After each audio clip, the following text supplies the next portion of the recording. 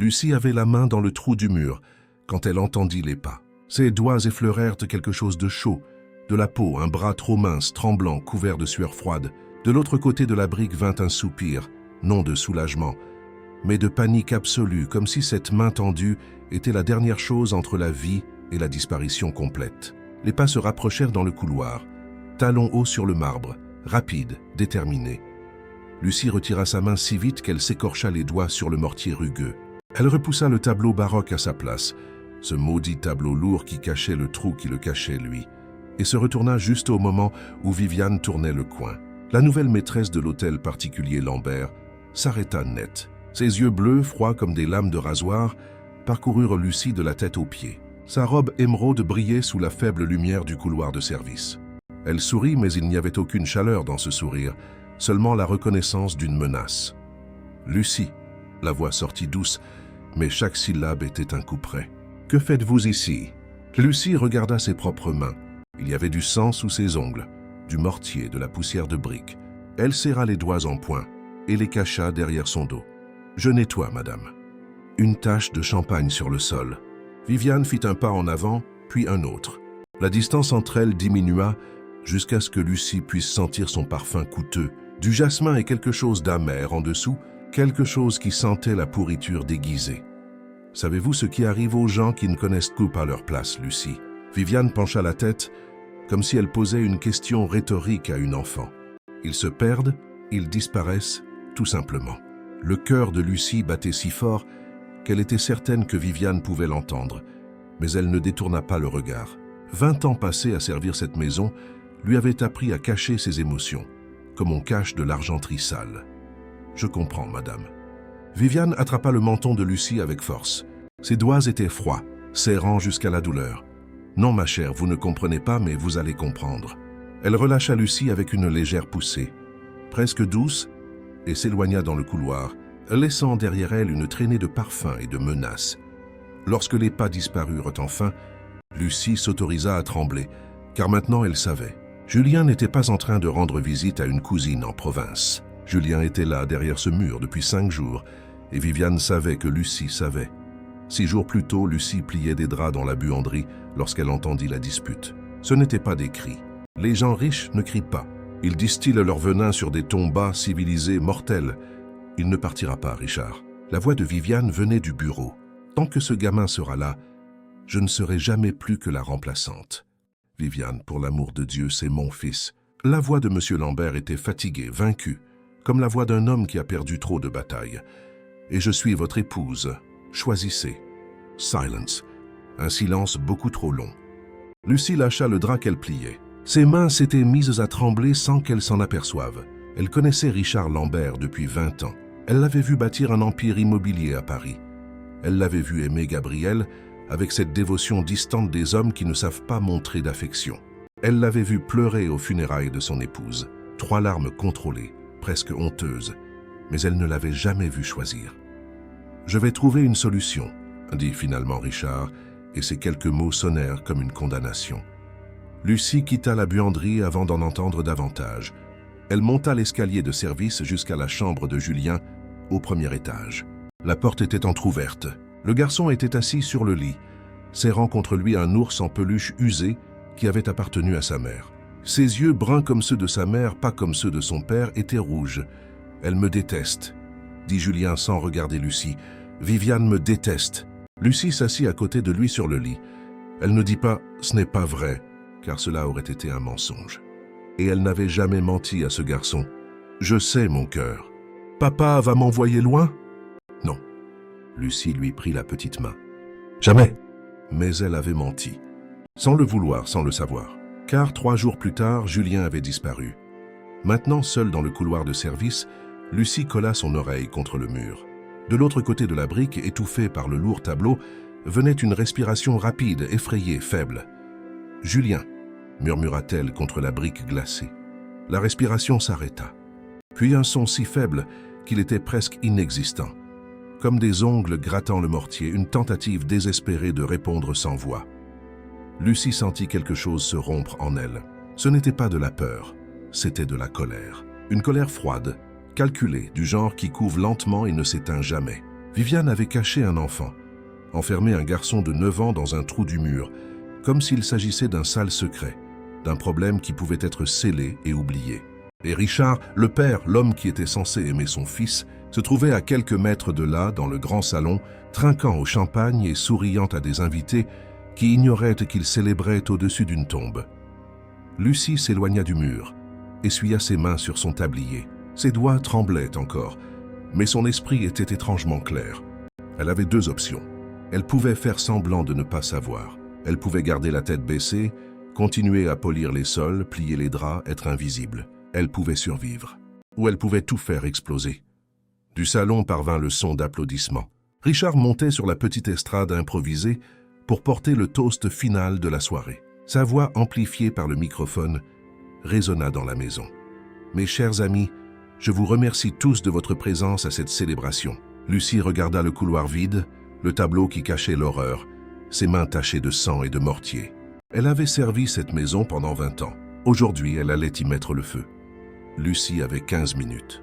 15 minutes avant que Richard ne termine son toast, que les invités ne partent et que la maison ne retrouve le silence. 15 minutes avant que les portes ne se referment et que Viviane n'ait toute la nuit pour effacer les preuves. 15 minutes avant qu'il ne soit trop tard.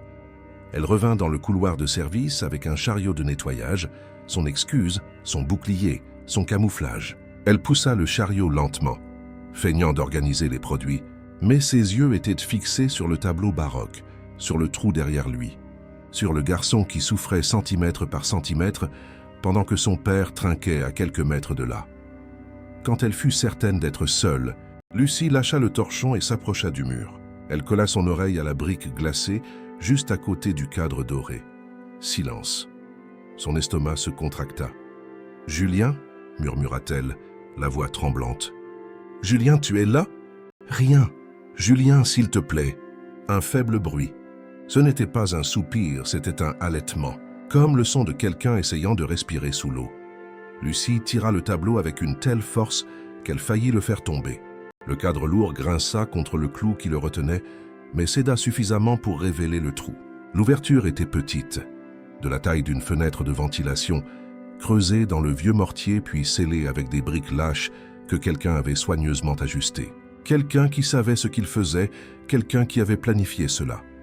L'air qui s'échappait du trou était fétide. Il sentait le moisi, l'urine et quelque chose de pire. Cette odeur douceâtre et écœurante d'un corps qui commence à lâcher. Lucie enfonça sa main dans l'ouverture, ignorant la douleur des égratignures sur sa peau. Ses doigts touchèrent un tissu, une chemise mouillée de sueur et en dessous un corps trop petit, trop chaud, tremblant. Julien. Sa voix était brisée. Rien. Elle enfonça sa main plus profondément jusqu'à toucher son visage. La peau était sèche, brûlante de fièvre, les lèvres gercées, les cheveux collés au crâne. Et puis elle sentit un faible mouvement, les lèvres de Julien bougeant contre sa paume, essayant de former un mot. « Oh !» Lucie retira sa main si vite qu'elle se cogna le coude contre le mur. La douleur explosa dans l'os, mais elle la sentit à peine. Son cœur tambourinait si fort qu'elle était certaine que le son allait résonner dans toute la maison. Il était en train de mourir là, dans ce trou, à quelques mètres du salon où des hommes en costume discutaient d'investissement et des femmes en robe hors de prix feignaient de se soucier de la charité. Julien était en train de mourir de déshydratation, de faim, d'abandon. Et Lucie était la seule personne au monde à le savoir. Elle attrapa une bouteille d'eau du chariot de nettoyage et tenta de l'insérer par l'ouverture du trou, mais l'espace était trop étroit. La bouteille heurta la brique, en renversant la moitié du contenu sur le sol. Lucie jura un gros mot qu'elle ne disait jamais, mais qui sortit naturellement maintenant, et essaya de nouveau, tournant la bouteille à un angle impossible. Les doigts de Julien apparurent au bord de l'ouverture, maigres, tremblants, couverts de sang séché, là où il avait gratté le mur en essayant de sortir. Lucie tint ses doigts d'une main et poussa la bouteille de l'autre. Elle entendit le son de Julien, essayant de boire, s'étouffant, toussant, essayant encore. C'était le son le plus triste qu'elle ait jamais entendu de sa vie. « Tiens bon, mon cœur », murmura-t-elle contre le trou, comme si les mots pouvaient traverser la brique et embrasser le garçon de l'autre côté. « Je vais te sortir de là, je te le promets. » Mais comment? Si elle essayait de casser le mur maintenant, Viviane apparaîtrait. Si elle appelait la police, Viviane dirait qu'elle était folle, qu'elle était une vieille domestique rancunière essayant de détruire le mariage de son patron. Si elle confrontait Richard directement, il douterait, car il était plus facile de douter que d'accepter que sa femme soit un monstre. Elle avait besoin de témoins, elle avait besoin de rendre cela public. Il fallait que la vérité soit si scandaleuse, si indéniable, que ni l'argent ni le pouvoir ne puissent l'enterrer. Du salon parvint le son d'applaudissements. Le toast commençait. Et je vous remercie tous de célébrer avec moi ce nouveau chapitre de ma vie. La voix de Richard résonna dans les haut-parleurs, amplifiée, confiante, complètement inconsciente de l'horreur qui se déroulait à quelques mètres de lui. Lucie repoussa le tableau, couvrant le trou. Ses doigts tremblaient tellement qu'elle faillit lâcher le cadre. Elle regarda le couloir vide, le chariot de nettoyage, ses propres mains tachées de sang et de poussière de briques. 20 ans à servir cette maison, 20 ans à être invisible, 20 ans à avaler les humiliations, les injustices, les manques de respect. 20 ans à apprendre que les gens comme elle n'ont pas de voix, que la place d'une domestique est dans l'ombre, silencieuse, obéissante. Mais Julien n'avait pas 20 ans. Julien en avait 9, et il était en train de mourir. Lucie redressa son tablier, essuya ses mains sur ses cuisses, respira profondément 1, 2, 3 fois, jusqu'à ce que le tremblement dans ses doigts diminue. Puis elle sortit du couloir d'un pas ferme. Elle n'allait plus nettoyer cette maison. Elle allait la détruire. La cuisine était vide quand Lucie entra. Les serveurs étaient sortis pour servir les dernières boissons. Les chefs étaient au fumoir, profitant des dernières minutes avant le nettoyage. Lucie se dirigea droit vers le placard des fournitures. À l'intérieur, rangé dans une vieille boîte en carton, se trouvait le microphone de rechange du système de sonorisation. Le même que Rodrigo, le chef, avait utilisé à Noël dernier pour faire une blague ivre sur les patrons. Une blague qui lui avait presque coûté son emploi.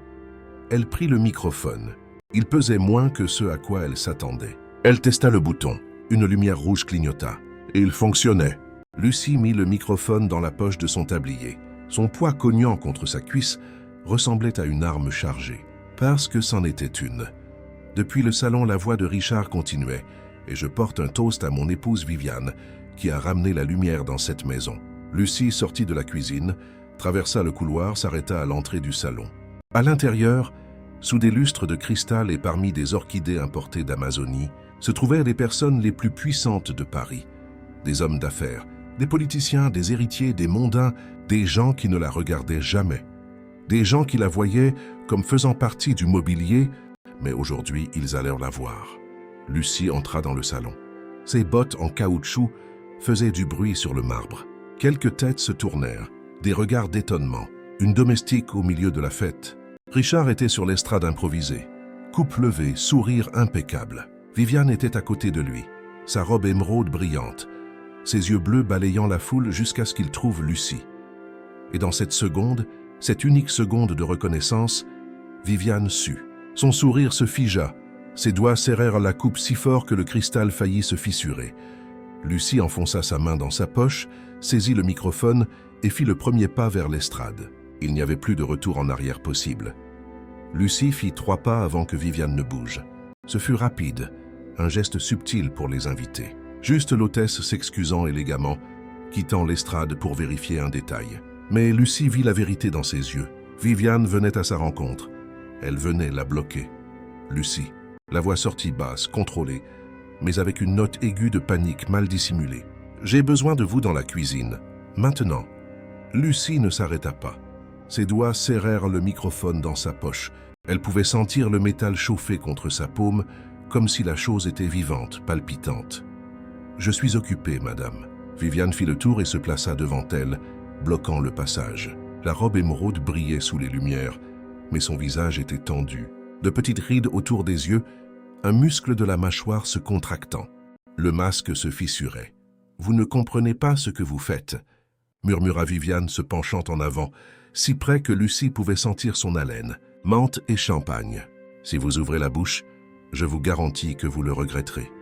J'ai des amis, Lucie, des gens qui peuvent vous faire disparaître sans laisser de traces. » Lucie la fixa, et pour la première fois, en 20 ans à baisser la tête, à avaler les humiliations, à être invisible, elle ne détourna pas le regard. « J'ai déjà disparu, madame. Cela fait 20 ans que personne ne me voit. » Ndi. Viviane recula comme si elle avait reçu une gifle, et Lucie continua de marcher. Mais avant qu'elle ne puisse atteindre l'estrade, une main attrapa son bras forte masculine. C'était Marc, le chef de la sécurité, un homme aux épaules larges qui la saluait toujours d'un signe de tête poli, mais qui la tenait maintenant comme si elle était une menace. « Désolé, Lucie, mais vous ne pouvez pas être ici. » Ordre de Madame Lambert. Lucie essaya de se dégager, mais il serra plus fort.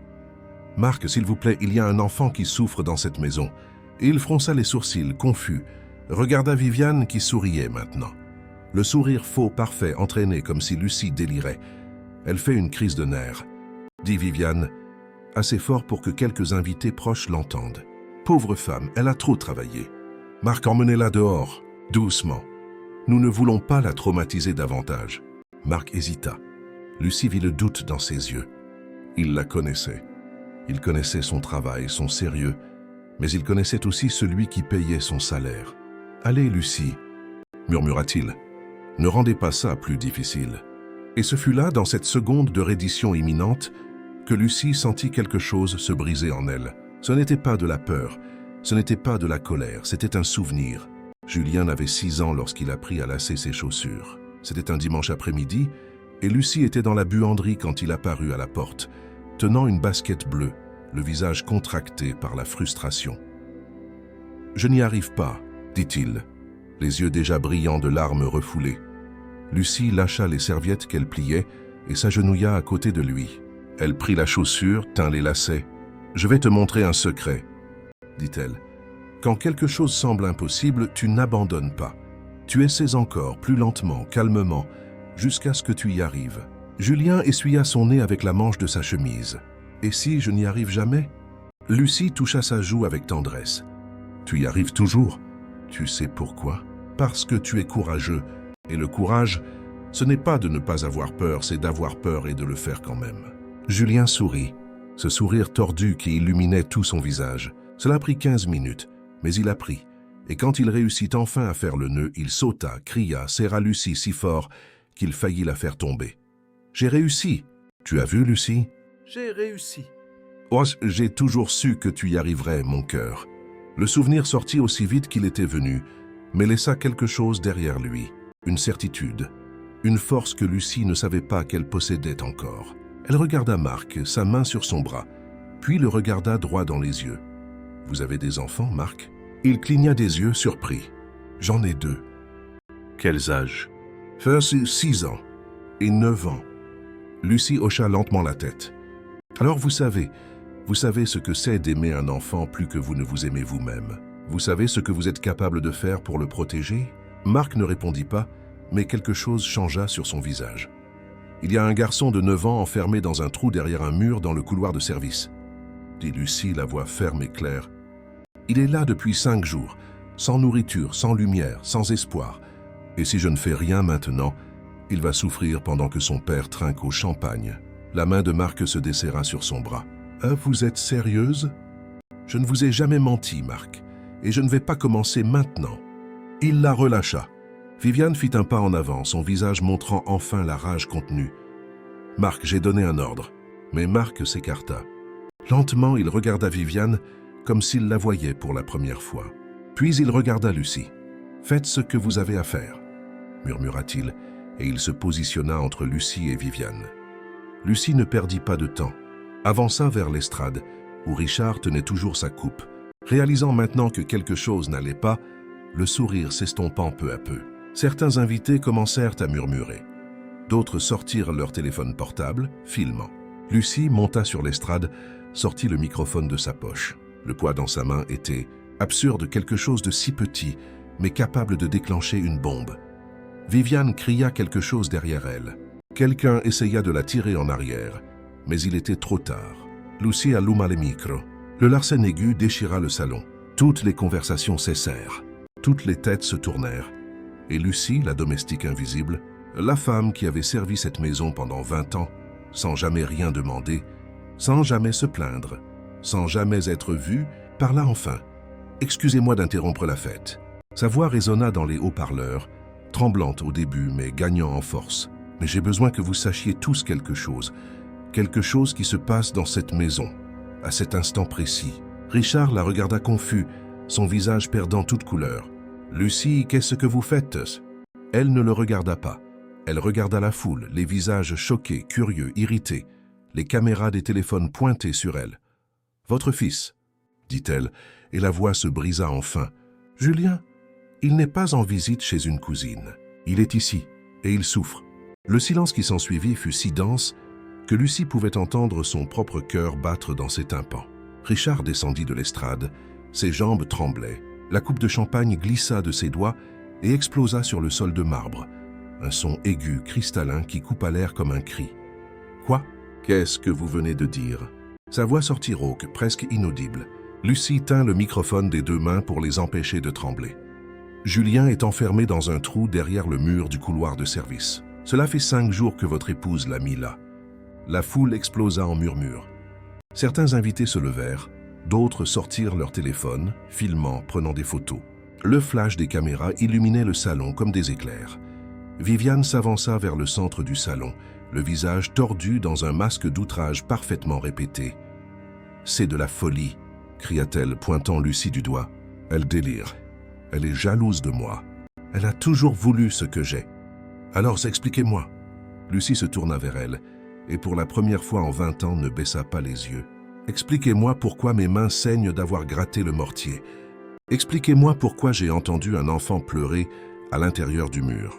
Expliquez-moi pourquoi vous m'avez menacé il y a 15 minutes quand vous m'avez trouvé dans le couloir de service. » Viviane ouvrit la bouche, la referma, l'ouvrit de nouveau. Aucun mot ne sortit. Richard fit un pas vers Lucie. Son visage était blanc, les yeux rouges. Il semblait avoir vieilli de 10 ans en 10 secondes. « Lucie. » Sa voix se brisa. « Regardez-moi. Êtes-vous certaine? » « Absolument certaine ?» Lucie tendit les mains. Elles tremblaient, mais elles étaient aussi couvertes de sang séché, de poussière de briques, d'égratignures profondes, là où la peau avait été arrachée par le mortier rugueux. « Monsieur Lambert, » dit-elle, et pour la première fois en 20 ans, elle l'appela par son prénom. « Richard, à quand remonte la dernière fois où vous avez parlé à votre fils? Vraiment? À quand remonte la dernière fois où vous lui avez demandé s'il allait bien? » Il recula comme s'il avait reçu un coup de poing. « Il était avec la cousine de Viviane, n'est-ce pas ?» Lucie fit un pas en avant. « Et vous le savez, au fond de vous, vous l'avez toujours su, mais il était plus facile de croire aux mensonges que d'affronter la vérité. » Richard ferma les yeux. Une larme coula sur son visage. Une vraie larme, pas celle contrôlée qu'il avait versée aux funérailles de sa première épouse. Quand il rouvrit les yeux, il y avait quelque chose de différent, quelque chose de brisé. « Où ?» murmura-t-il. « Où est-il » Couloir de service, mur de briques, derrière le tableau baroque. Richard courut, il ne marcha pas, n'hésita pas. Il courut comme un homme possédé, renversant des tables, poussant des invités, trébuchant sur ses propres pieds. Et derrière lui, toute la fête, 60 personnes en tenue de soirée, courut aussi, comme une foule attirée par l'odeur du sang. Lucie descendit de l'estrade et suivit. Ses jambes pesaient des tonnes. Elle pouvait sentir les regards, les jugements, les murmures, mais elle pouvait aussi sentir Marc à ses côtés, la protégeant. Dans le couloir de service, Richard arrachait déjà le tableau du mur à main nue. Le cadre lourd tomba au sol avec un fracas. La toile se déchira et derrière elle, le mur de briques. Là, Lucie pointa l'endroit exact. Richard enfonça ses doigts dans le mortier et tira. Une brique sortit, puis une autre, puis une autre. Ses mains saignaient, mais il ne s'arrêtait pas. Il ne sentait pas la douleur, seulement le désespoir. « Julien !» cria-t-il. « Julien, tu es là ?» Silence. Un silence beaucoup trop long. Richard arrêta d'arracher les briques, regarda Lucie, les yeux vitreux de panique. Il ne répond pas. Il n'est pas. « Ne vous arrêtez pas !» Lucie lui tint l'épaule. « Ferrasti, monsieur-Rita. N'arrêtez pas maintenant. » Richard recommença à tirer les briques. Qu'alors, du trou dans le mur, vint un son faible, presque inaudible, comme le soupir de quelqu'un qui a déjà renoncé à être trouvé, mais qui était là. Richard arracha encore 3 briques d'un coup, ouvrant un trou assez grand, et de l'autre côté, recroquevillé en position fétale, couvert de saleté et d'urine, les lèvres gercées et saignantes, les yeux enfoncés dans les orbites, les cheveux collés au crâne, se trouvait Julien. Le garçon ouvrit les yeux, ses yeux bruns qui avaient été brillants un jour, mais qui étaient maintenant opaques, sans vie. Il regarda son père comme s'il était un étranger, comme s'il s'agissait d'un rêve. comme s'il ne parvenait plus à distinguer le réel de l'irréel. « Papa ?»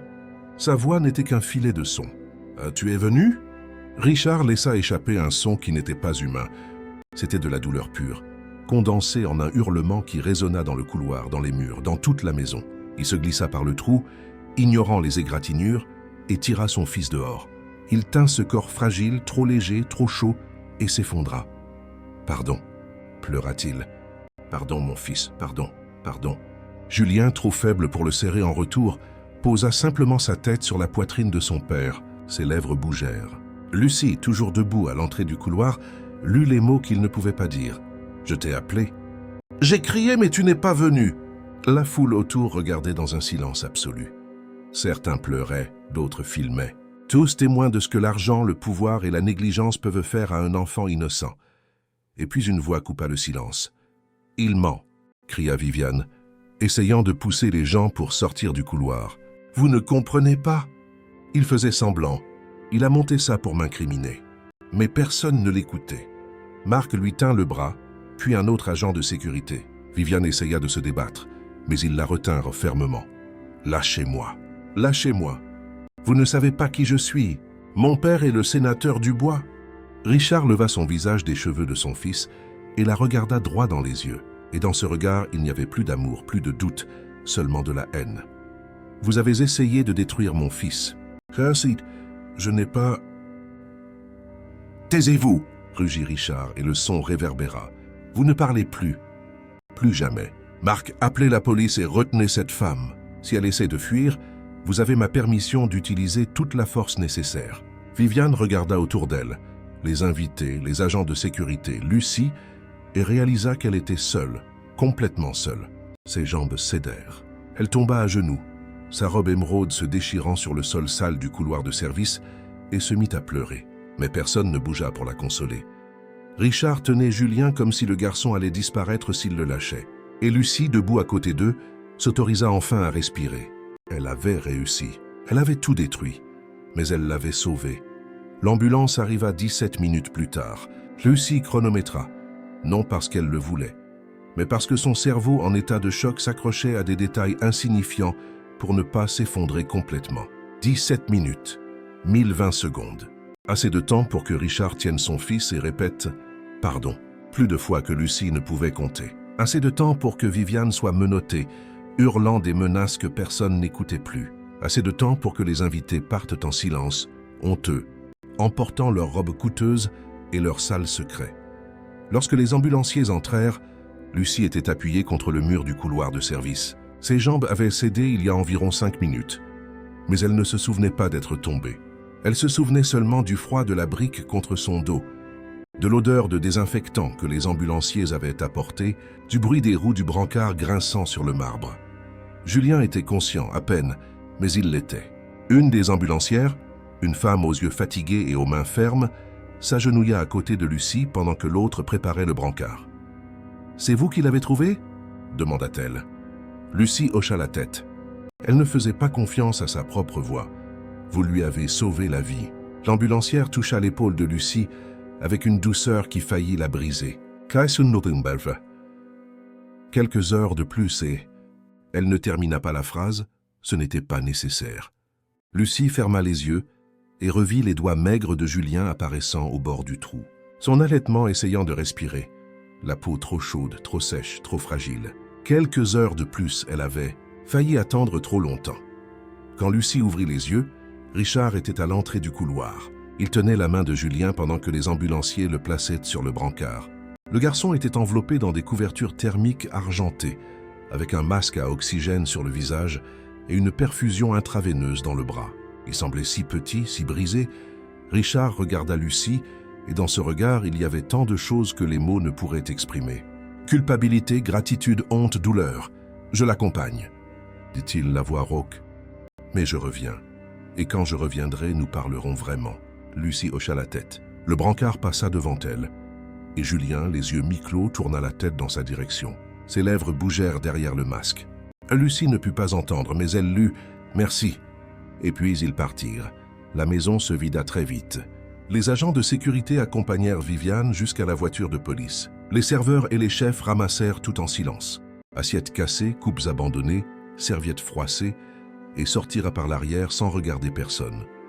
Marc fut le dernier à partir. Il s'arrêta à la porte de la cuisine, où Lucie était assise sur un tabouret regardant ses propres mains. « Vous avez fait ce qu'il fallait, » dit-il. Lucie ne répondit pas. « J'aurais dû vous croire plus vite, » continua Marc, la voix chargée de regret. « Vous avez cru quand ça comptait, » dit finalement Lucie sans lever les yeux. « C'est ce qui compte. » Marc resta là quelques secondes de plus, puis sortit, fermant la porte doucement, et Lucie resta seule, complètement seule. La maison, cet immense hôtel particulier de l'ouest parisien, avec ses lustres de cristal, ses sols de marbre, ses tableaux coûteux, était dans un silence absolu. Non pas le silence confortable de l'aube, mais le silence dense et lourd d'un endroit où quelque chose de terrible s'était produit. Un silence qui étouffait. Lucie regarda ses mains.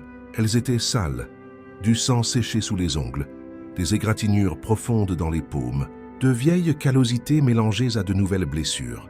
C'étaient des mains qui avaient servi, nettoyé, soigné. Aujourd'hui, elles avaient détruit.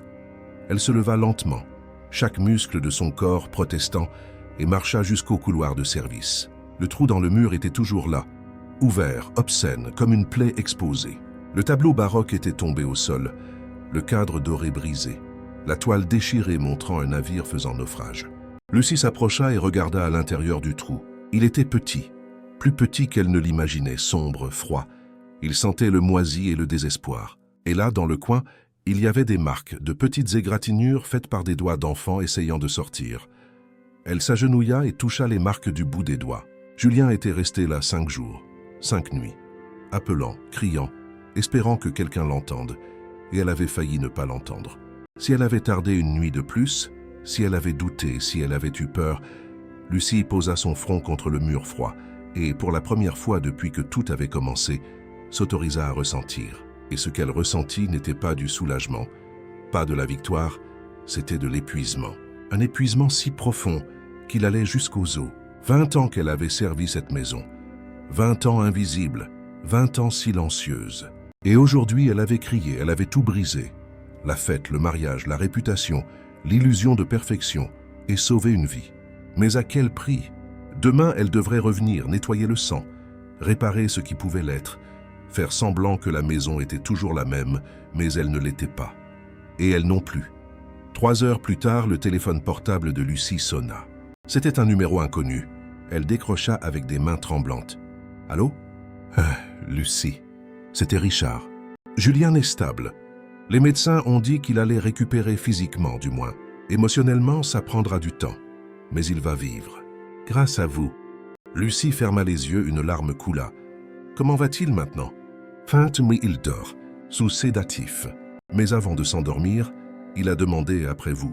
Il a dit que vous aviez promis de le sortir de là, et vous avez tenu parole. La voix de Richard se brisa. Lucie, je ne sais pas comment vous remercier. Je ne sais pas comment vous demander pardon de ne pas avoir vu, de ne pas avoir...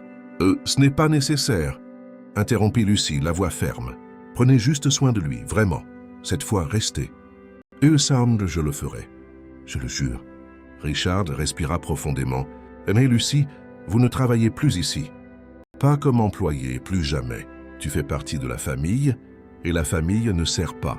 La famille reste. Lucie raccrocha le téléphone et le serra contre sa poitrine. Pour la première fois en 20 ans, quelqu'un l'avait vu, et cela, d'une manière étrange et douloureuse, était suffisant. 3 semaines plus tard, Lucie se réveilla dans une chambre qui n'était pas la sienne, pas la petite chambre de service à l'arrière de la maison, avec le lit étroit et la fenêtre qui ne fermait jamais correctement. C'était la chambre d'amis au premier étage, celle avec vue sur le jardin, avec un lit qui ne grinçait pas et des rideaux qui bloquaient le soleil du matin. Richard avait insisté. « Vous ne dormez plus à l'arrière », lui avait-il dit le jour où Julien était sorti de l'hôpital.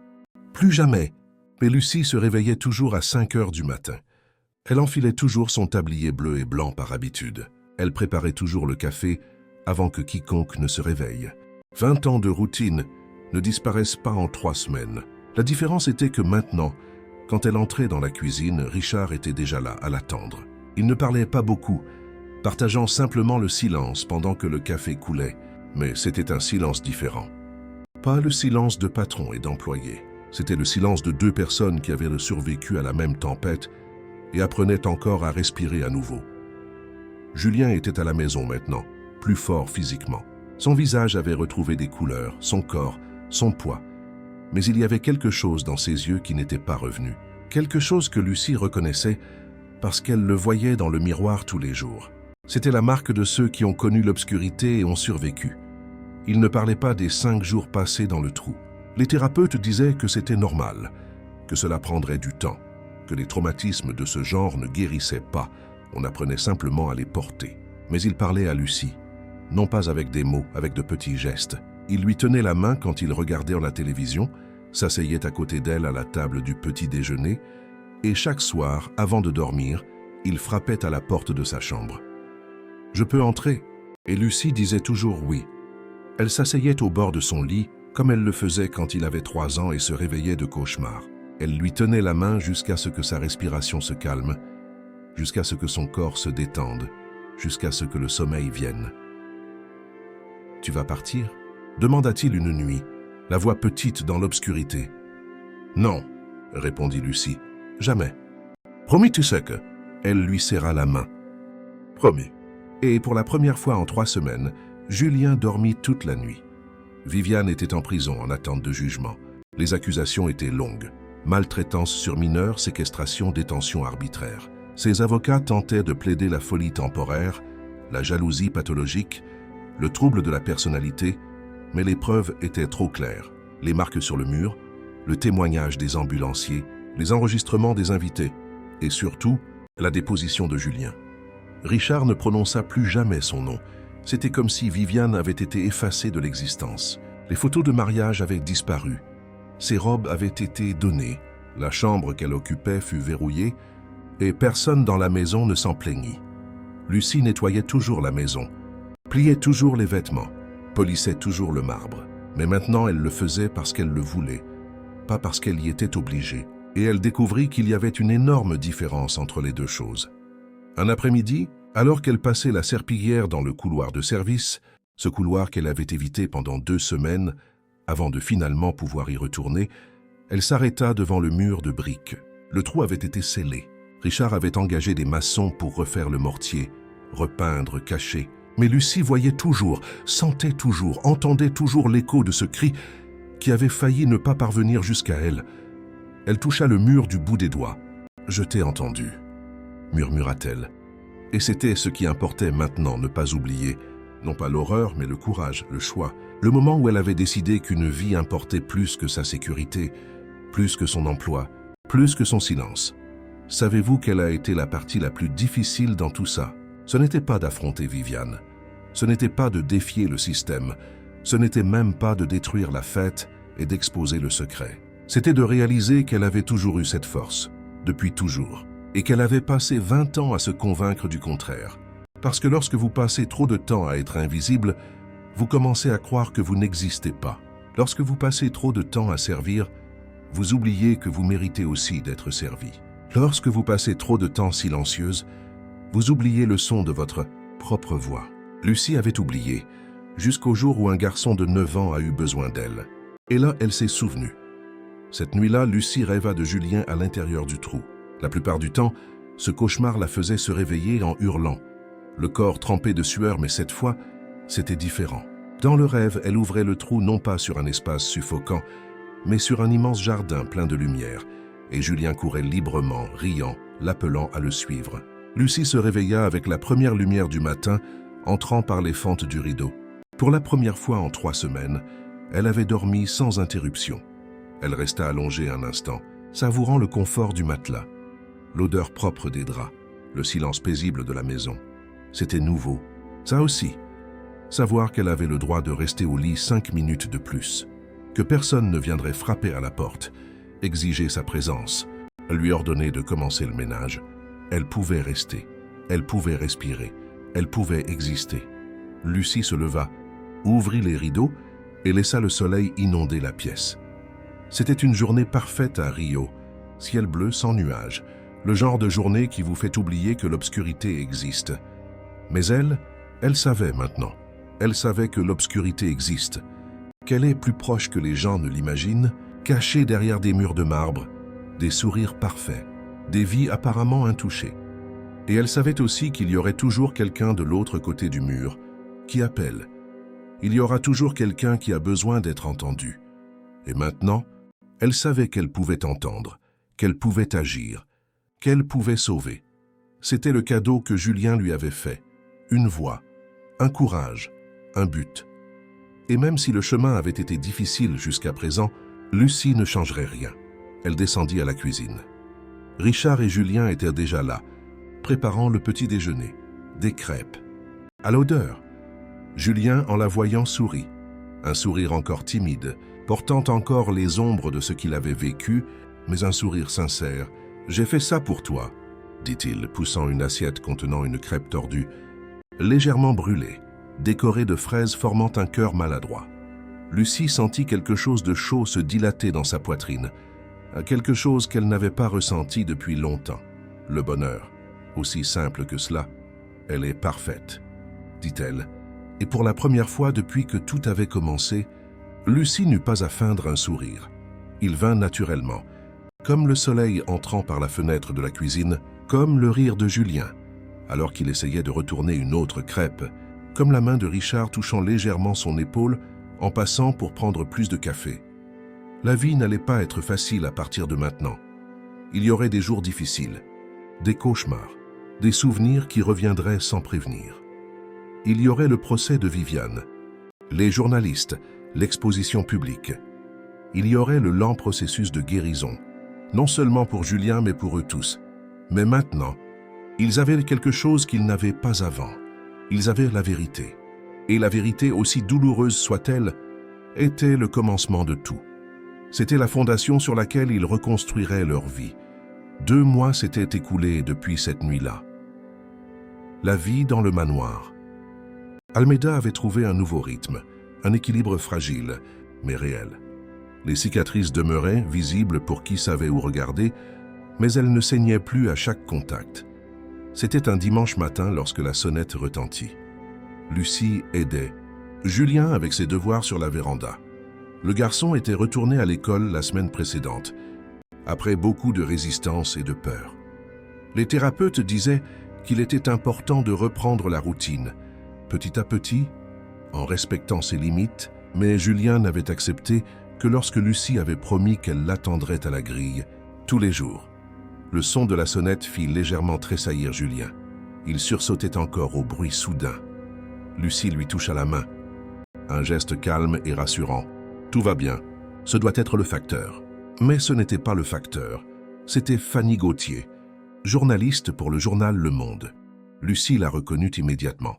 Ces dernières semaines, la journaliste avait publié une série de reportages sur l'affaire Almeida.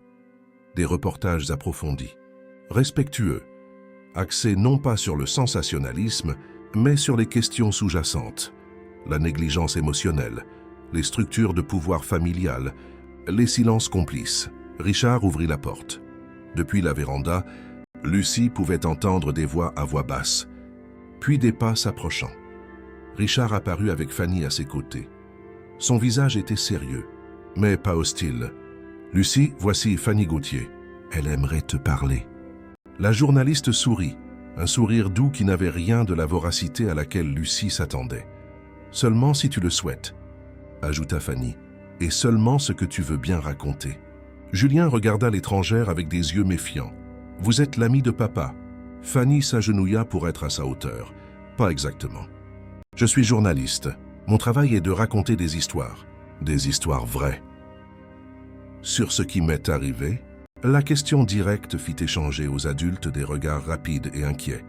Mais Fanny n'hésita pas. Aussi, mais plus importante encore, sur la façon dont ta Lucie a été courageuse et t'a sauvée. Sur la façon dont parfois les personnes que nous voyons le plus sont celles que nous remarquons le moins. Julien y réfléchit un instant, puis hocha la tête avec sérieux. « Elle est très courageuse », confirma-t-il, et il retourna à ses livres, comme si le sujet était clos. Richard conduisit Fanny et Lucie au bureau. Le même bureau où, des mois auparavant, il avait accepté silencieusement l'ultimatum de Viviane. Maintenant, l'espace était différent. Les lourds rideaux avaient été remplacés par des plus légers, qui laissaient entrer plus de soleil. Les murs, autrefois décorés de diplômes et de certificats, affichèrent maintenant des dessins de Julien. Dans le coin, un nouveau fauteuil en tissu coloré rompait la sobriété des meubles anciens. Richard leur indiqua les chaises et sortit, fermant la porte. Il respectait suffisamment l'intimité de Lucie pour savoir que cette conversation devait avoir lieu sans lui. Fanny posa un petit enregistreur sur la table. « Je peux ?» demanda-t-elle. Lucie hésita puis acquiesça. Il était temps. Temps de raconter, temps de rendre réel avec des mots ce qui était déjà réel dans les cauchemars. « Par où dois-je commencer ?» demanda Lucie. « Par le commencement. Quand as-tu réalisé que quelque chose n'allait pas ?» Lucie ferma les yeux un instant. Le commencement. Pas la nuit du mariage. Pas le moment où elle avait trouvé Julien dans le trou, mais avant, bien avant. « J'ai réalisé le jour où Viviane est arrivée dans cette maison, il y a 1 an, » commença Lucie. Il y avait quelque chose dans ses yeux quand elle regardait Julien. Ce n'était pas de la haine, pas encore. C'était de l'inconfort, comme s'il était un objet déplacé, quelque chose qui gâchait la décoration parfaite. Les mots commencèrent à couler, hésitants au début, puis avec plus de force. Lucie raconta les petits incidents, les vêtements de Julien qui disparaissaient mystérieusement, les jouets cassés, les repas où Viviane oubliait de mettre une place pour lui à table. Elle raconta les commentaires subtils qu'elle faisait à Richard, plantant des graines de doute sur le comportement de son fils. Elle l'isolait, pas à pas, d'abord de son père, puis de ses petits amis, puis de moi. Et Richard ne voyait pas, ou ne voulait pas voir. Fanny écoutait en silence, prenant des notes occasionnellement, mais surtout absorbant, permettant à Lucie de trouver son propre chemin à travers l'histoire. Quand la situation est-elle devenue critique ? Demanda finalement la journaliste. Lucie prit une profonde inspiration, 1 semaine avant le mariage. Viviane a commencé à parler d'envoyer Julien dans un internat en Suisse. Elle disait que ce serait bon pour lui, qu'il aurait une meilleure éducation. Mais ce n'était pas vrai. C'était juste du rejet. Elle raconta la dispute qu'elle avait entendue depuis la buanderie, le choix impossible que Richard avait tenté de reporter. Le lendemain, Viviane a dit à tout le monde que Julien était parti rendre visite à une cousine à la campagne. Mais je savais que quelque chose n'allait pas. Il ne serait jamais parti sans me dire au revoir. Jamais. Sa voix se brisa en racontant les jours de recherche silencieuse, de questions sans réponse, de portes fermées. Et puis, la nuit du mariage. Le son, ce son qui n'était presque pas un son. Plus comme la vibration d'un insecte contre une fenêtre. Un pleur si faible qu'il n'existait presque pas. Je l'ai trouvé parce que je devais le trouver. Parce que quelqu'un devait chercher. Quelqu'un devait écouter. Fanny éteignit l'enregistreur. Ses yeux étaient humides, mais sa voix était ferme lorsqu'elle parla. « Lucie, pourquoi me racontes-tu cela maintenant? Tu as refusé toutes les interviews jusqu'à aujourd'hui. » Lucie regarda par la fenêtre, vers la véranda où Julien faisait toujours ses devoirs. Son visage concentré, la langue coincée entre les dents, alors qu'il résolvait un problème de mathématiques, sa petite main serrant trop fort le crayon, comme s'il craignait que quelqu'un ne le lui enlève à tout moment. Parce que ce n'est pas seulement à propos de Julien, ce n'est pas seulement à propos de cette maison. C'est à propos de toutes les personnes qui sont invisibles, de tous les cris qui ne sont pas entendus, de tous les murs qui cachent ce que nous ne voulons pas voir. Fanny hocha lentement la tête. « Tu veux que je raconte ton histoire ?» « Non. Je veux que tu racontes l'histoire de toutes les Lucies, de tous les Juliens. Je veux que tu fasses regarder les gens dans les coins sombres de leur maison parfaite, dans les espaces entre les mots polis, dans ce qui est caché derrière les tableaux chers. » La journaliste rangea l'enregistreur dans son sac, pensive. « Sais-tu ce qui m'impressionne, Lucie? Ce n'est pas seulement le courage de cette nuit-là, c'est le courage de tous les jours d'après. De rester ici, de reconstruire, de ne pas fuir ce qui s'est passé. » Lucie n'y avait jamais pensé de cette façon. Pour elle, rester n'avait pas été un choix, mais une nécessité. Comment laisser Julien après tout? Comment abandonner cet espace qui, aussi chargé de souvenirs douloureux soit-il, était l'endroit où il se sentait en sécurité maintenant, où elle pouvait le protéger? Ce n'était pas du courage, dit-elle finalement. C'était de l'amour. Fanny sourit, un sourire de compréhension sincère. Parfois, c'est la même chose. Lorsque la journaliste partit, Lucie retourna sur la véranda. Julien avait terminé ses devoirs et dessinait maintenant, la tête penchée sur le papier, complètement absorbée. Lucie s'assit à côté de lui, sans rien dire, juste une présence constante, fiable. Après quelques minutes, Julien poussa le dessin dans sa direction. C'était une maison, un arbre, un soleil souriant dans le coin, et 3 silhouettes main dans la main, une grande, une moyenne, une petite. C'est nous, expliqua-t-il. Moi, toi et papa. Lucie sentit un nœud dans sa gorge. C'était un dessin normal, le genre que n'importe quel enfant ferait. Et cela, peut-être, était le miracle. Qu'après tout, Julien pouvait encore dessiner des maisons accueillantes, des soleils souriants, des familles main dans la main. C'est magnifique, dit-elle, et c'était vrai. Julien continua de dessiner, ajoutant des détails. Des fleurs dans le jardin, des oiseaux dans le ciel, un chien à côté de la maison. Lucie, dit-il soudain sans lever les yeux du papier, cet endroit, le trou, elle se tendit. C'était la première fois que Julien mentionnait directement ce qui s'était passé. Les thérapeutes avaient averti que ce moment viendrait, que c'était important, mais Lucie n'était toujours pas préparée. « Oui, » répondit-elle, essayant de garder sa voix calme. « Je savais que tu viendrais me chercher, » dit-il simplement. « Je t'entendais passer dans le couloir tous les jours. J'appelais, mais ma voix ne sortait pas bien. J'avais très soif. » Lucie ravala ses larmes. Ce n'était pas le moment pour elle. « Je suis désolé de ne pas t'avoir entendu avant. » Julien secoua la tête, un geste curieusement adulte. « Mais tu as entendu. Personne d'autre n'a entendu. Seulement toi. » Elle retourna à son dessin comme s'il avait dit quelque chose de trivial, comme s'il n'avait pas juste exprimé une vérité si puissante qu'elle faisait presque exploser le cœur de Lucie. Cette nuit-là, alors que Julien dormait déjà, Lucie trouva Richard dans la bibliothèque. Il était assis dans la pénombre, un verre de whisky intact sur la table à côté, un livre ouvert sur ses genoux qu'il n'était manifestement pas en train de lire. « Il a parlé du trou aujourd'hui », dit Lucie sans préambule.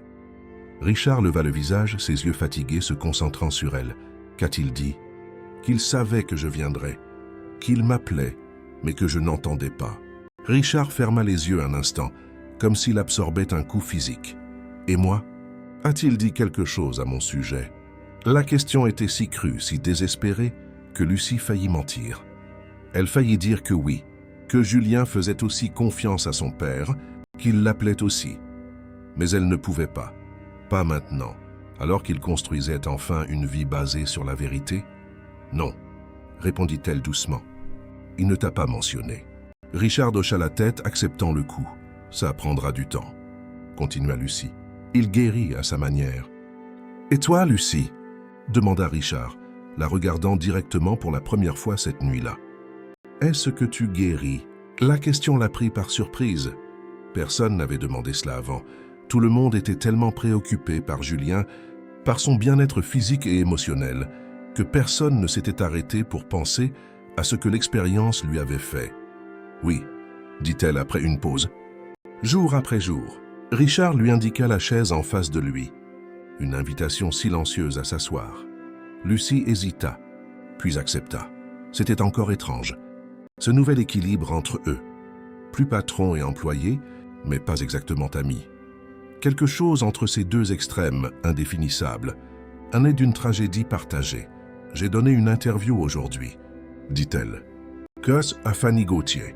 Richard acquiesça, il n'avait pas l'air surpris. Je sais, elle m'a contacté en premier. J'ai dit que je parlerais, mais seulement après que tu aies parlé. Si tu le voulais. Pourquoi? Parce que c'est ton histoire à raconter, Lucie.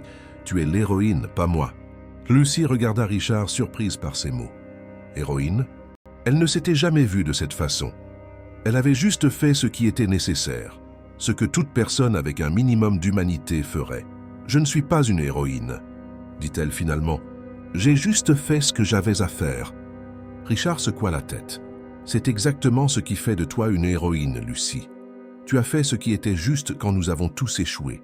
Il fit tourner le verre de whisky entre ses mains, observant le liquide ambré à la faible lumière de la bibliothèque. « Sais-tu ce qui me hante le plus ?» continua-t-il, la voix basse, presque un murmure. « Ce n'est pas seulement que je n'ai pas vu ce que Viviane faisait. C'est qu'à un certain niveau, peut-être que je savais. Et j'ai choisi de ne pas voir. C'était une confession douloureuse, Le genre que l'on ne fait que dans la pénombre, protégé par l'obscurité partielle. « Pourquoi ferais-tu cela » demanda Lucie, sans jugement, juste une curiosité sincère. Richard prit une profonde inspiration, ses épaules s'affaissant sous le poids de la culpabilité. Parce que c'était plus facile. Parce qu'après le départ de Gabriel, j'étais tellement vide. Et Viviane a comblé ce vide. Elle était belle, intelligente. Elle semblait parfaite. Je voulais croire en cette perfection, même lorsque les preuves montrèrent le contraire. Il prit une gorgée de whisky la première de la nuit. Sais-tu ce qui est le plus ironique? Je pensais que je protégeais Julien en gardant Viviane près de moi. Je pensais qu'il avait besoin d'une figure maternelle, d'une famille complète, et j'ai failli le perdre à cause de ça. Lucie pensa à toutes les fois où elle avait vu Richard ignorer les signes. Les fois où Julien avait essayé de lui parler de ce qu'il ressentait, et Richard avait répondu par des conseils vides. « Donne-lui du temps. Vous allez vous habituer l'un à l'autre. Elle est juste nerveuse à cause du mariage. Tu l'aimais » demanda Lucie, se surprenant elle-même par l'audace de la question. Richard réfléchit longuement. « Non, » répondit-il finalement. « Pas comme j'ai aimé Gabrielle. J'aimais l'idée d'elle, la promesse d'une nouvelle vie, de laisser le deuil derrière moi, d'avoir quelqu'un à mes côtés à nouveau. » Il posa le verre sur la table sans le finir. « Et toi, Lucie, tu as aimé Julien depuis le début. » Ce fut son tour d'être surprise. C'était une question que personne n'avait jamais posée. « Oui, » répondit-elle sans hésiter. « Dès l'instant où je l'ai tenu dans mes bras, nouveau-né. Il n'était pas mon fils, mais d'une certaine manière, il était à moi, à soigner, à protéger. » Richard hocha la tête, comprenant. Pendant un long moment, ils restèrent silencieux, chacun perdu dans ses propres pensées. Ce n'était pas un silence inconfortable, mais contemplatif. Le silence de deux personnes qui pouvaient enfin parler honnêtement, mais qui parfois préféraient ne pas parler. « Le procès de Viviane commence la semaine prochaine, » dit finalement Richard. « Vas-tu témoigner, si c'est nécessaire, pour Julien? Ses avocats vont essayer de te discréditer. Ils diront que tu as tout inventé, que tu étais jalouse, que tu voulais me séparer de Viviane. » Lucie haussa les épaules. « Qu'ils disent.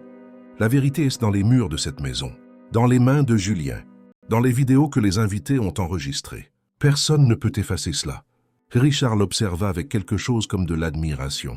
« D'où te vient cette force, Lucie ?» Elle réfléchit à la question.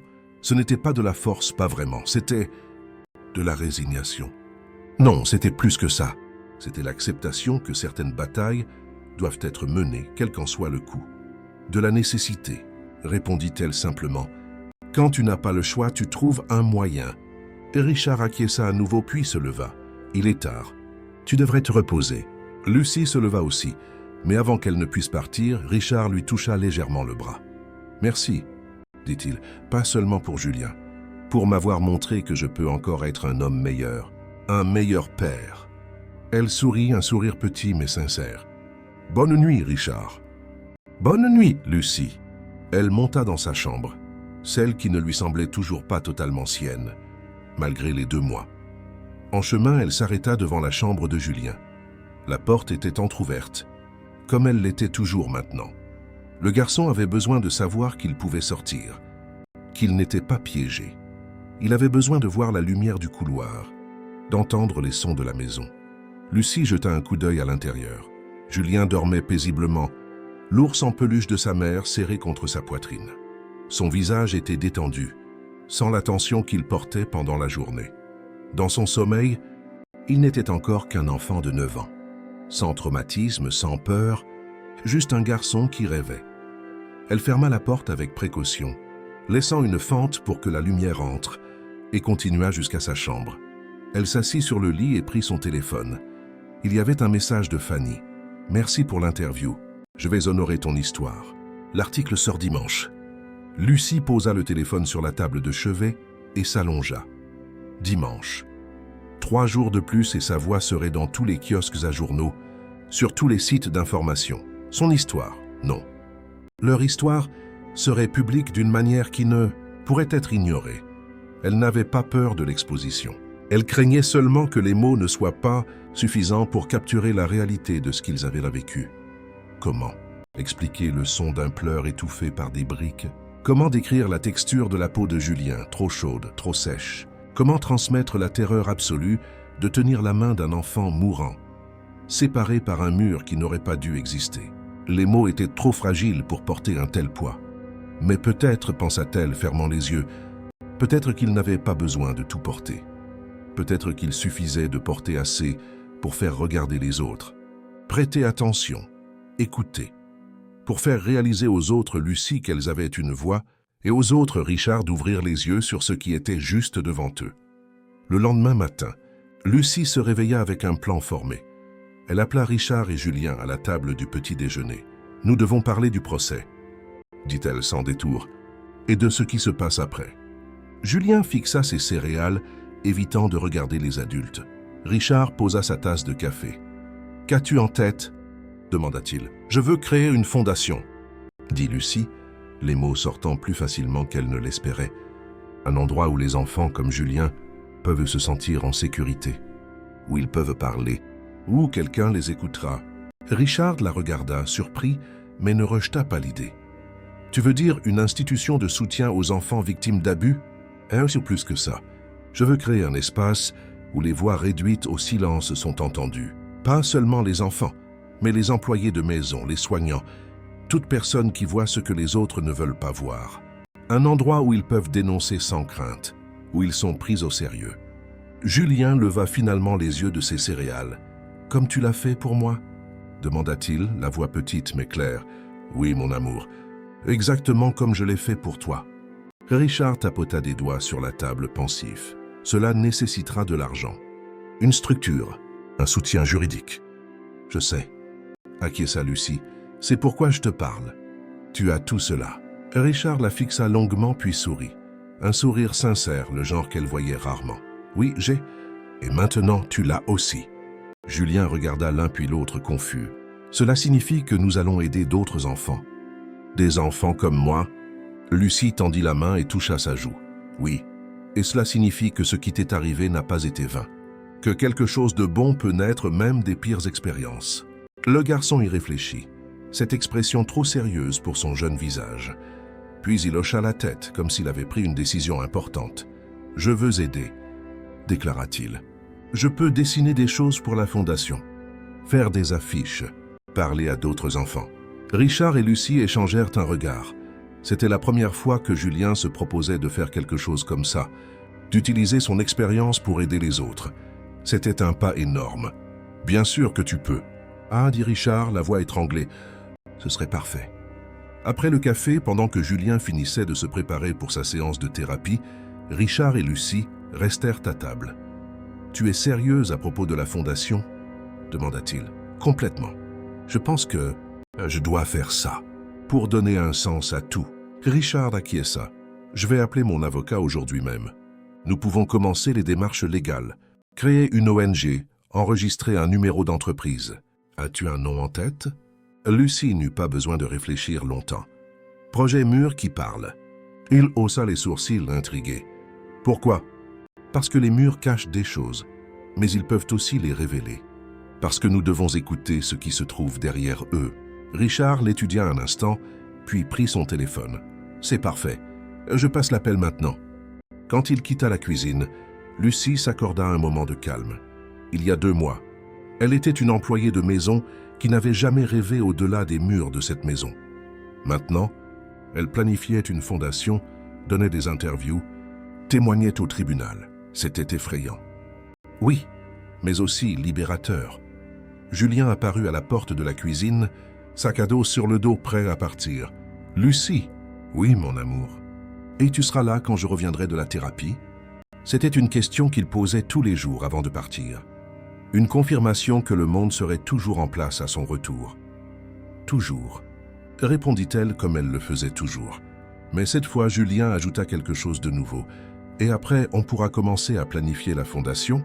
J'ai eu une idée pour le logo. » Lucie sentit son cœur se dilater dans sa poitrine. Une sensation chaude, brillante, comme le soleil après la pluie. « Bien sûr que nous le pouvons. J'ai hâte de voir ça. » Julien sourit, un sourire qui illumina ses yeux, et Lucie pensa que peut-être, juste peut-être, les cicatrices pourraient un jour devenir des marques de force. pas seulement de douleur. Le chemin serait long, elle le savait. Il y aurait le procès avec son cirque d'avocats, de journalistes et de curieux. Il y aurait des jours difficiles pour Julien, des rechutes, des cauchemars. Il y aurait des moments où Richard douterait à nouveau de lui-même en tant que père, en tant qu'homme. Mais maintenant, ils avaient un but, quelque chose de plus grand que leur propre douleur. Ils avaient une mission. Et là-dedans, Lucie trouva une paix qu'elle n'attendait pas. Une certitude que même dans les endroits les plus sombres, il y a toujours une lumière qui peut être allumée. Même dans les murs les plus épais, il y a toujours une voix qui peut être entendue. Il suffisait que quelqu'un soit prêt à écouter. La salle d'audience était bondée lorsque Lucie entra. Des rangées de visages inconnus se tournèrent pour la regarder, certains avec curiosité, d'autres avec compassion. Les flashs des caméras clignotaient comme des éclairs, malgré les avertissements du juge contre les photographies.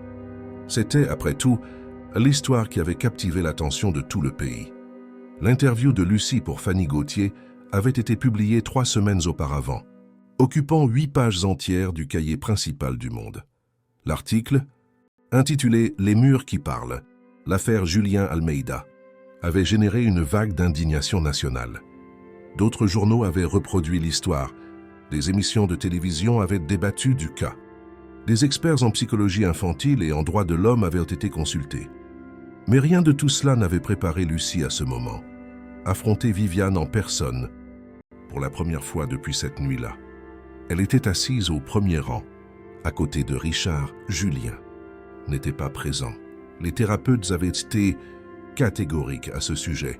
Ils n'avaient pas besoin de revivre le traumatisme dans l'environnement froid et formel d'un tribunal. Mais sa présence était ressentie dans chaque mot, dans chaque regard échangé entre Lucie et Richard. La porte latérale s'ouvrit et Viviane entra, escortée par 2 policiers. Elle était presque méconnaissable. Ses cheveux, autrefois parfaitement teints et coiffés, montraient maintenant des racines sombres. Son visage, sans maquillage, semblait plus vieux, plus dur. Les vêtements de marque avaient été remplacés par un simple tailleur bleu marine, choisi par les avocats pour la faire paraître sobre et repentante. Mais ses yeux, les yeux étaient toujours les mêmes, froids, calculateurs, incapables de cacher complètement le dédain alors qu'elle balayait la salle du regard. Lorsque son regard croisa celui de Lucie, quelque chose y vacilla. Ce n'était pas de la peur, ni du remords, c'était de la rage. La même rage froide de cette nuit dans le couloir de service. « Tu vas bien ?» murmura Richard, serrant la main de Lucie sous la table. « Oui, » répondit-elle, surprise par son propre calme. « Je suis exactement là où je dois être. » Le juge entra, tout le monde se leva et le procès commença. Les procédures initiales étaient un brouillard de termes juridiques et de formalités. Lucie les observait comme si elle assistait à une pièce de théâtre en langue étrangère, comprenant plus l'énergie de la salle que les mots spécifiques. Puis, son nom fut appelé. L'État appelle Lucie Dubois à la barre des témoins. Lucie se leva, sentant le poids de tous les regards. Elle marcha jusqu'au banc des témoins, prêta serment de dire la vérité. Ses mains tremblaient légèrement, mais sa voix était ferme. La procureure, maître Claire Moreau, s'approcha.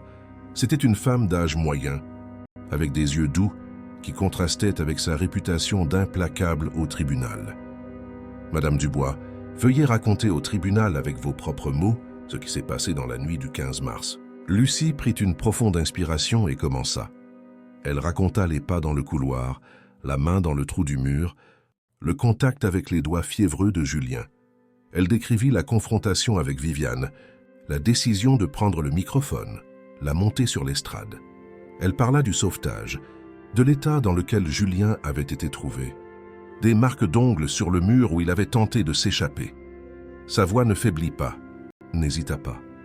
C'était comme si elle racontait l'histoire de quelqu'un d'autre, d'une autre vie. Quand elle eut terminé, la salle était dans un silence absolu. Lucie pouvait entendre le bourdonnement des lumières fluorescentes, le bruit lointain de la circulation à l'extérieur. Maître Moreau l'observa longuement avant de continuer. « Madame Dubois, pourquoi avez-vous attendu jusqu'à cette nuit-là pour agir? Si vous soupçonniez que quelque chose n'allait pas avec Julien, pourquoi n'avez-vous pas alerté les autorités plus tôt ?» La question était juste, C'était la même que Lucie s'était posée d'innombrables fois pendant les nuits blanches depuis le sauvetage. « Je ne savais pas où il était », répondit-elle honnêtement. « J'ai cru au début qu'il pouvait réellement être chez des parents, comme Viviane l'affirmait. J'ai commencé à me douter, mais je n'avais pas de preuves. Et qui m'aurait cru? Une employée de maison contre l'épouse de l'un des hommes les plus riches de Rio? » Elle regarda directement le juge. « Ce n'est que lorsque je l'ai entendu, lorsque je l'ai touché à travers ce mur, que j'ai eu une certitude absolue. Et alors j'ai agi immédiatement. » La procureure acquiesça satisfaite. « Merci, Madame Dubois. Plus de questions, Votre Honneur. » C'était maintenant au tour de la défense. L'avocat de Viviane, Maître Auguste Leroy, était connu pour son style agressif. Il se leva lentement, ajusta sa cravate et marcha vers Lucie comme un prédateur s'approchant de sa proie. « Madame Dubois, » commença-t-il, la voix mielleuse, « vous travaillez pour la famille Almeida depuis combien de temps déjà? » 20 ans. 20 ans, répéta-t-il, comme si le nombre était significatif. Et pendant ces 20 années, vous avez développé une relation spéciale avec le fils de votre employeur, n'est-ce pas? Lucie sentit Richard bouger inconfortablement sur sa chaise. Elle savait où l'avocat voulait en venir. Si par spécial, vous entendez que je l'aimais comme si c'était mon propre fils, oui. Maître Leroy sourit, un sourire qui n'atteignait pas ses yeux. Et lorsque M. Almeida a décidé de se remarier après des années de veuvage, comment vous êtes-vous senti? J'étais heureuse pour lui, répondit Lucie simplement. Heureuse? L'avocat haussa les sourcils, feignant la surprise. N'étiez-vous pas inquiète de perdre votre position privilégiée dans la famille? Objection, Votre Honneur. La procureure se leva, spéculatif et impertinent. Je vais reformuler, dit Maître Leroy avant que le juge ne puisse décider. Madame Dubois, n'est-il pas vrai que vous nourrissiez des sentiments romantiques pour votre employeur? Un murmure parcourut la salle. Lucie sentit son visage chauffer, non pas de honte, mais d'indignation. Non, répondit-elle fermement. Jamais. Et n'est-il pas vrai que vous avez vu en Madame Viviane une rivale, une menace pour votre position dans la maison? Si, non. Et n'est-il pas vrai, continua l'avocat augmentant le ton, que vous avez inventé toute cette histoire d'enlèvement pour séparer M. Almeida de son épouse? Objection. La procureure était de nouveau debout. L'avocat accuse le témoin de parjure sans aucune base. À votre honneur, lui répondit Maître Leroy, je suggère simplement un motif alternatif aux actions du témoin. Le juge réfléchit un instant. Je vais permettre, mais soyez prudent, Maître Leroy. Le témoin peut répondre. Lucie regarda directement dans les yeux de l'avocat. Non, ce n'est pas vrai. Et si j'avais voulu inventer une histoire, je n'en aurais pas choisi une aussi horrible. Je n'aurais pas mis Julien en danger. Je n'aurais pas attendu qu'il soit au bord de la déshydratation. Et certainement, ajouta-t-elle, sa voix gagnant en force, je n'aurais pas choisi de raconter cette histoire devant 60 témoins, tous avec des téléphones portables qui filment. La salle explosa en murmures. Maître Leroy recula légèrement, réalisant que sa stratégie avait échoué. Plus de questions, dit-il abruptement. Lucie fut libérée et retourna à sa place à côté de Richard. Il prit sa main à nouveau, serrant en solidarité silencieuse. Le prochain à témoigner fut Marc, le chef de la sécurité. Puis vinrent les ambulanciers, les médecins de l'hôpital, les experts qui avaient analysé le trou dans le mur. Chaque témoignage renforçait l'histoire de Lucie, chaque preuve rendait plus claire la culpabilité de Viviane. Pendant tout cela, Viviane resta impassible, chuchotant occasionnellement quelque chose à son avocat. Une seule fois son contrôle vacilla, lorsque les photographies du trou dans le mur furent montrées, avec les marques d'ongles de Julien clairement visibles. Pendant un bref instant, son visage se tordit en quelque chose qui aurait pu être du remords, ou peut-être n'était-ce que de la rage d'avoir été prise. À la fin de la journée, le juge suspendit la session jusqu'au lendemain. Lucie et Richard sortirent ensemble, affrontant une fois de plus la mer de journalistes et de photographes. « Comment vous sentez-vous après le premier jour du procès » cria une journaliste. « Croyez-vous que justice sera rendue » demanda un autre. Richard leva la main, demandant le silence. « Nous sommes confiants dans le système judiciaire, » dit-il, la voix calme mais ferme. « Et nous voulons juste que notre fils puisse poursuivre sa vie en paix. S'il vous plaît, respectez notre vie privée. » Ils réussirent à monter dans la voiture. laissant le tumulte derrière eux. Dans le silence de la banquette arrière, Lucie permit finalement aux larmes de venir. Ce n'étaient pas des larmes de tristesse ni de peur, mais de soulagement. Elle avait affronté Viviane, elle avait regardé le monstre dans les yeux et n'avait pas reculé. « Tu as été incroyable là-dedans », dit Richard, passant un bras autour de ses épaules. « J'ai juste dit la vérité. » C'est la chose la plus difficile à faire. Quand ils arrivèrent à la maison, Julien les attendait sur la véranda, impatient d'avoir des nouvelles. En voyant la voiture, il courut jusqu'à la grille. Son visage était tendu, inquiet, beaucoup plus vieux que ses 9 ans. « Comment ça s'est passé ?» demanda-t-il dès qu'ils sortirent de la voiture. Lucie s'agenouilla pour être à sa hauteur. « C'était difficile, » admit-elle, car ils avaient promis de ne plus jamais mentir à Julien, même pour le protéger. Mais nous avons fait ce qui devait être fait. Nous avons dit la vérité. Julien acquiesça gravement. « Elle va être arrêtée ? Le procès n'est pas encore terminé, » expliqua Richard, posant la main sur l'épaule de son fils. « Mais oui, je crois qu'elle va être condamnée. » Julien regarda le sol, traitant l'information. Puis, étonnamment, il sourit. « Pendant que vous étiez partis, j'ai terminé le dessin pour la fondation, » annonça-t-il, changeant brusquement de sujet comme seul un enfant peut le faire. « Tu veux voir Lucie ?»« Bien sûr que je veux, » répondit-elle, reconnaissante du changement de focalisation. Julien prit sa main et la tira à l'intérieur, vers la table de la cuisine où un grand papier était étalé. Sur le dessin, il y avait une maison avec de grandes fenêtres, pleines de lumière. Autour de la maison, des enfants jouaient, et sur les murs de la maison, 2 petites portes étaient dessinées. Pas des portes normales, mais des petites portes de la taille de la fente par où Julien avait été sauvé. « C'est pour que les enfants puissent sortir quand ils en ont besoin, » expliqua-t-il, « pour qu'ils ne soient jamais piégés. » Lucie sentit son cœur se dilater dans sa poitrine. Même après tout ce qu'il avait traversé, Julien parvenait encore à transformer son traumatisme en quelque chose de beau, quelque chose qui pourrait aider les autres. « C'est parfait, » dit-elle, l'étreignant fort. Cette nuit-là, Lucie dormit sans cauchemar pour la première fois depuis des semaines. Demain serait un autre jour de procès, un autre jour d'affronter le passé. Mais maintenant, elle savait qu'elle pouvait le faire. Non seulement pour Julien, non seulement pour la justice, mais pour tous les enfants qui pourraient un jour avoir besoin de portes dans leurs murs. Un an s'était écoulé depuis le procès de Viviane. La sentence fut de 12 ans, sans droit à un régime de semi-liberté pendant les 8 premières années. Une victoire, diraient les avocats. Justice, dirent les journaux. Mais pour Lucie, pour Julien, pour Richard, il n'y avait pas de victoire réelle dans cette histoire. Seulement la lente reconstruction de vie, qui avait été brisée et qui, comme des vases de kintsugi, affichaient maintenant leurs fractures remplies d'or, plus fortes, plus belles, mais à jamais marquées. La fondation Murs qui parle avait été officiellement inaugurée 6 mois auparavant.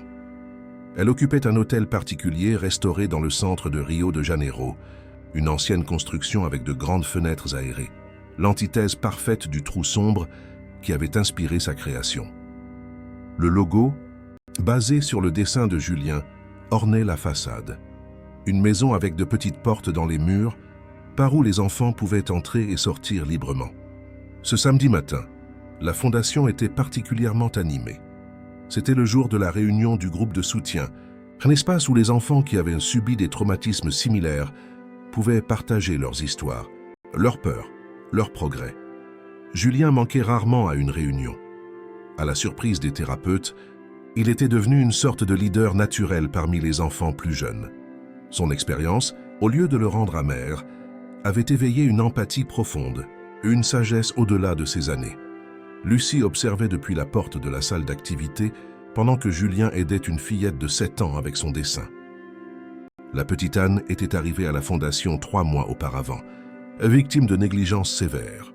Elle parlait encore à peine, mais ses yeux suivaient Julien avec un mélange d'admiration et d'espoir.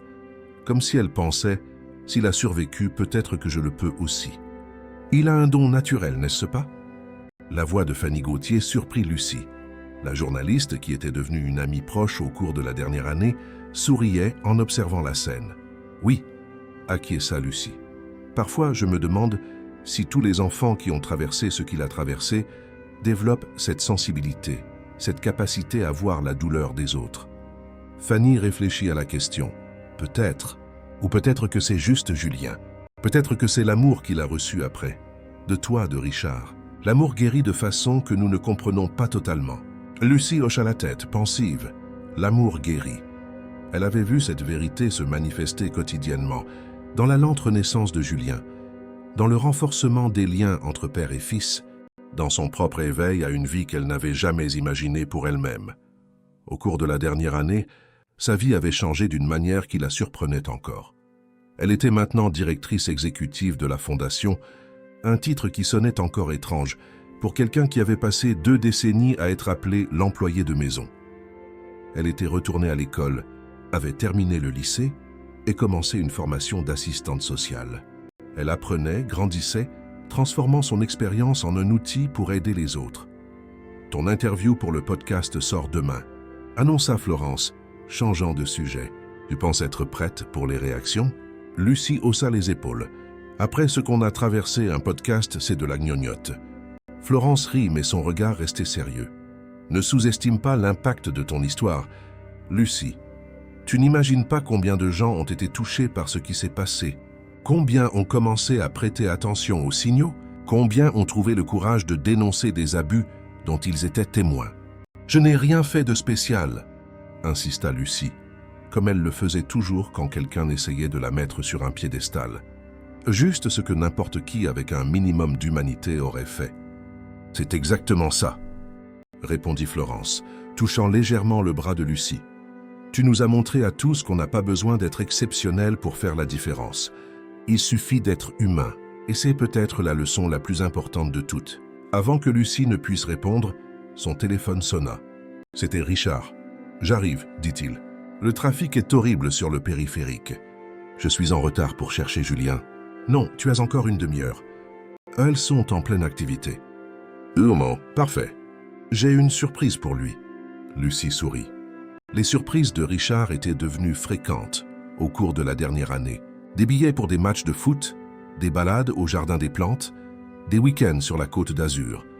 De petits gestes qui reconstruisaient, lentement, la confiance que Julien avait perdue en son père. Une paternité qui s'était éveillée tardivement, mais qui s'épanouissait désormais avec une intensité redoublée. Quand elle raccrocha, elle vit que Florence l'observait avec un sourire énigmatique. « Quoi donc ?» demanda Lucie intriguée. « Rien, je pensais juste que je ne t'avais jamais vue aussi vivante. » C'était vrai, réalisa Lucie. Quelque chose s'était éveillé en elle cette nuit fatidique. Pas seulement du courage, mais une conscience plus profonde d'elle-même, de ses capacités, de sa valeur. « Je crois qu'il faut frôler la perte de quelque chose de précieux pour découvrir qui nous sommes vraiment, » répondit-elle. « C'est une leçon bien trop coûteuse que j'aurais préféré ne pas apprendre de cette manière. Mais elle est juste. » Le groupe de soutien touchait à sa fin. Les enfants rangeaient leurs dessins dans des pochettes colorées, discutaient en petits groupes, certains riaient, un son qui faisait toujours chaud au cœur de Lucie. Des rires d'enfants qui avaient connu le pire de l'humanité, mais qui parvenaient encore à trouver la joie. Il n'y avait pas de plus grand miracle que celui-là. Julien vint vers elle tenant la main d'Anouk. « Lucie, Anouk a fait un dessin pour toi. » La fillette tendit une feuille où elle avait dessiné 3 silhouettes. Une grande, une moyenne et une petite, toutes se tenant la main. Au-dessus d'elle, un soleil souriant. Lucie reconnut immédiatement l'écho du dessin que Julien avait fait 1 an auparavant. « C'est magnifique, Anouk. Merci. » La fillette sourit timidement et retourna en courant vers la salle d'activité. Julien resta là, observant Lucie avec cette expression trop sérieuse qui s'emparait parfois encore de son visage. « Elle va s'en sortir, n'est-ce pas ?» demanda-t-il.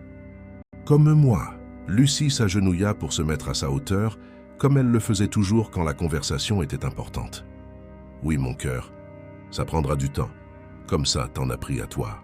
Mais elle va s'en sortir. » Julien hocha la tête, satisfait. « Parce qu'elle a des gens qui l'écoutent maintenant, comme j'ai eu toi. » Lucie sentit sa gorge se nouer. La simplicité avec laquelle Julien exprimait des vérités si profondes l'émouvait toujours. Exactement. Parvint-elle à articuler?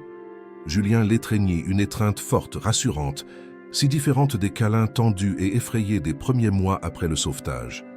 Je t'aime, Lucie. Je t'aime aussi, mon petit héros. Richard arriva peu après, portant une boîte mystérieuse. Julien courut vers lui, curieux. « Qu'est-ce que c'est, papa ?» Richard sourit, ce sourire qui était devenu plus fréquent, plus naturel au cours de la dernière année. Quelque chose que tu voulais depuis longtemps. Mais d'abord, nous devons parler, tous les trois. Ils s'assirent dans le petit jardin de la fondation. C'était un espace tranquille, avec un vieux jacaranda qui offrait une ombre agréable. Richard posa la boîte par terre à côté de lui et regarda Julien et Lucie. « J'ai réfléchi. » commença-t-il. « À la famille, à ce que ça signifie vraiment. Et j'ai réalisé que la famille, ce n'est pas seulement ceux qui partagent notre sang, mais ceux qui partagent notre vie. Ceux qui sont là dans les bons moments, et surtout dans les mauvais. » Julien écoutait attentivement, ses yeux allant de Richard à Lucie puis revenant vers son père. Et j'ai réalisé que nous trois, eh bien, nous sommes une famille étrange, imparfaite, construite sur des cicatrices. Mais une famille quand même. Lucie sentit son cœur s'accélérer. Elle ne savait pas où Richard voulait en venir, mais l'intensité de son regard la rendait nerveuse. Et donc, continua-t-il, j'ai pensé qu'il était peut-être temps de rendre ça officiel, d'une certaine manière. Il ouvrit la boîte. À l'intérieur, il y avait des papiers, beaucoup de papiers officiels.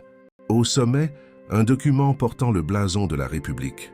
C'est une demande d'adoption, expliqua-t-il regardant Lucie, pour que tu deviennes légalement la mère de Julien avec moi. Le monde sembla s'arrêter un instant. Lucie fixa les papiers, puis Richard, puis Julien. Le garçon souriait largement maintenant, sachant clairement déjà la surprise. « Adoption ?» répéta-t-elle, le mot étrange sur ses lèvres. « Oui, Julien te considère déjà comme sa mère. Dans tous les sens qui comptent, tu l'es. Cela ne fait que légaliser ce qui est déjà réel. » Lucie regarda Julien. « Qu'est-ce que tu en penses, mon cœur ?» Il leva les yeux au ciel, comme si la question était absurde. « C'était mon idée, Lucie, j'ai demandé à papa. »« De toute façon, tu as demandé. »« Bien sûr. Tu as promis que tu ne me quitterais jamais. Et je veux être sûr. Je veux que ce soit officiel. » Les larmes que Lucie retenait débordèrent finalement. Ce n'étaient pas des larmes de tristesse ni de peur, c'étaient des larmes de reconnaissance. D'être enfin vue, non pas comme une domestique, non pas comme une héroïne, mais simplement comme celle qu'elle était, une femme qui aimait ce garçon plus que tout au monde. « Alors qu'est-ce que tu en dis ?» demanda Richard, la voix tendue par l'attente. « Tu veux faire officiellement partie de cette famille un peu dingue ?» Lucie ne put répondre par des mots. Elle hocha simplement la tête, un mouvement presque imperceptible mais suffisant. Julien poussa un cri de joie et sauta dans ses bras. Richard se joignit à l'étreinte et pendant un instant, là dans le jardin de la Fondation, sous l'ombre du jacaranda, il n'était que cela, une famille. Imparfaite, brisée, reconstruite mais réelle. Plus tard, quand Julien fut parti raconter la nouvelle à ses amis de la Fondation, Lucie et Richard restèrent seuls dans le jardin. « Tu es sûr de ça ?» demanda-t-elle. « Que c'est vraiment ce que tu veux ?» Richard la regarda longuement. « Oui, et pas seulement pour Julien, même s'il est la raison principale. C'est aussi pour moi. Parce que tu m'as appris quelque chose que j'avais besoin d'apprendre, Lucie. Tu m'as appris à voir vraiment, à écouter vraiment. Pas seulement Julien, mais tout le monde autour de moi. » Lucie sourit. « Je crois qu'on a appris ensemble. » Il tendit la main, un geste simple mais chargé de sens. Lucie l'accepta. Ce n'était pas un geste romantique. Ce n'était pas ce genre de relation qu'ils avaient ou qu'ils recherchaient. C'était quelque chose de différent, de plus profond peut-être. Un partenariat né du feu, trempé par la douleur, solidifié par un objectif commun. À la fin de la journée, alors que la fondation était vide et que le soleil commençait à se coucher, Lucie retourna dans le couloir où tout avait commencé. Pas le vrai couloir du manoir Leroy, qu'ils avaient vendu 6 mois auparavant, aucun d'eux ne pouvait plus y vivre, mais un couloir symbolique qu'ils avaient recréé dans la fondation. C'était un espace spécial où les enfants pouvaient laisser des messages, des dessins, des lettres, des expressions de leurs peurs les plus profondes ou de leurs plus grands espoirs. Le mur était couvert de petits morceaux de papier colorés, des voix qui étaient autrefois réduites au silence, mais qui pouvaient maintenant être entendues. Lucie toucha l'un des papiers. C'était écrit de la main maladroite de Julien. « Merci de m'avoir écouté. » Ces 4 mots simples résumaient tout. Tout le voyage, toute la douleur, toute la guérison. La vie ne serait pas parfaite à partir de maintenant. Lucie le savait. Il y aurait des jours difficiles, des cauchemars qui reviendraient, des moments où le poids du passé se ferait sentir. Le traumatisme ne disparaît jamais complètement. On apprend juste à le porter. Mais maintenant, ils avaient quelque chose qu'ils n'avaient pas avant. Ils se tenaient les uns les autres. Ils avaient une famille, construite non par le sang ou le destin, mais par le choix. Le choix de voir, d'écouter, de rester. Et ce choix, pensa Lucie en fermant la porte de la fondation et en marchant vers la voiture où Richard et Julien l'attendaient, ce choix était le plus puissant de tous. Fin de l'histoire, chers auditeurs. Nous espérons que l'histoire de Lucie, Julien et Richard a touché votre cœur. Pour prolonger ce voyage émotionnel, nous avons préparé une playlist spéciale avec des histoires tout aussi captivantes. Retrouvez-la en cliquant juste ici à votre gauche. Si vous avez aimé ce récit, n'oubliez pas de vous abonner à notre chaîne et de laisser un pouce bleu sur la vidéo. Chaque jour, nous vous proposons des histoires uniques qui explorent la complexité de la vie. Ne manquez pas nos prochains contenus. Nous attendons vos commentaires. Tatininet aussi de ces